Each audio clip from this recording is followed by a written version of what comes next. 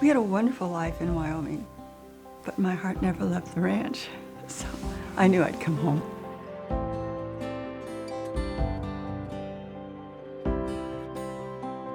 My family's been on this land for about 200 years, and I honor what they did.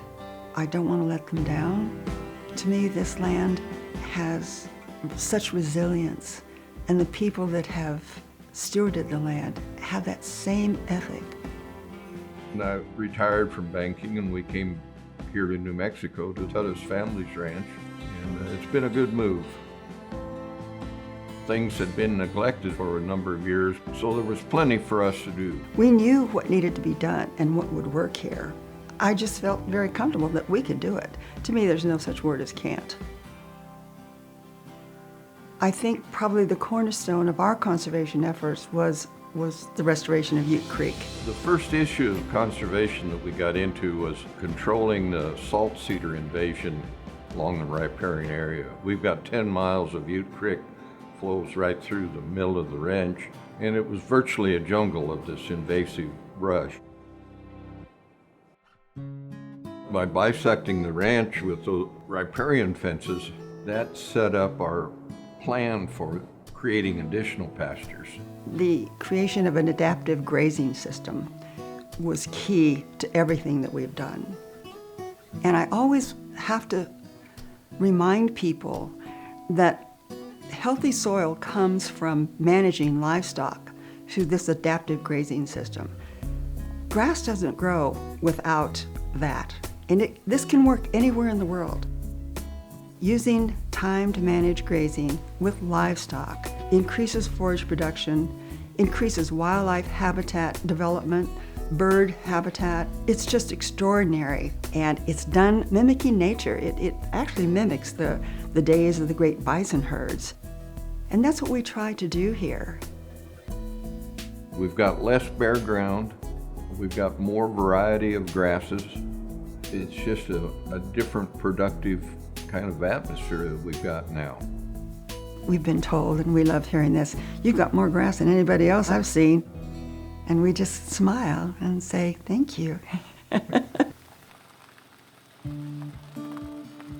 You know, this is a very arid part of the country, and we try to conserve water at every opportunity. And I was trying to figure out how to reduce evaporation off of livestock tanks. And we did a lot of experimenting with designing a cover for a tank. We found these shade balls that were used in Australia. They're the size of a softball, a third filled with water, and you just throw them on top of a tank. And one 20-foot drinker covered with shade balls, evaporation is reduced by 91%, and annually on one tank it saves 16,000 gallons of underground water. So we now have 10 tanks covered, and as time goes by, we'll finish the rest of them. You can't put a price on water. I think it's the best investment we can do. And we have a 23-acre wild bird sanctuary that's dedicated to shortgrass prairie birds. We did our first bird count in 2004, and we had 17 species. The one we did in 2018, we had over 100.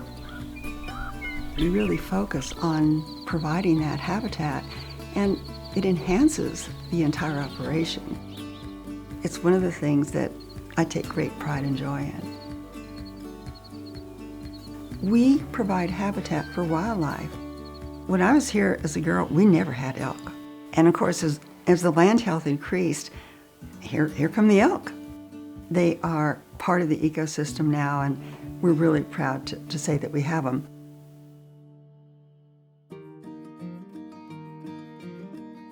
We work with numerous agencies. We have wonderful relationships with all of these entities. And we couldn't have done what we've done without their technical direction, without their support, and the cost share is very helpful too. We want to keep this ranch operating long into the future for many generations to come.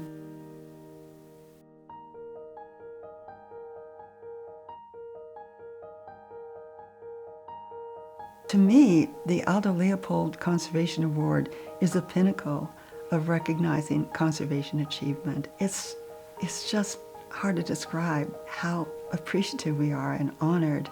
Yeah, it's nice to be recognized and be part of that prestigious group that's been there before, but it means a lot right here.